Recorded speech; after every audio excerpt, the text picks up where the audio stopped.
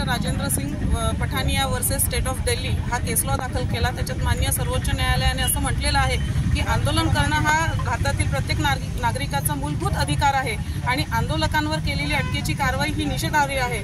अशा स्वरूपाचा मी माननीय सुप्रीम कोर्टाचा निकाल आज माननीय न्यायालयासमक्ष सादर केला।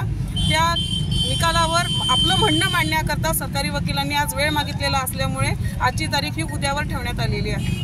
उद्या निकाल येण्याची अपेक्षा आहे। शक्यता आहे की उद्या त्याच्यावर निकाल होईल। माननीय न्यायालयासमोर मी न्यायालयाच्या आदेशावरून आज हजर झालो।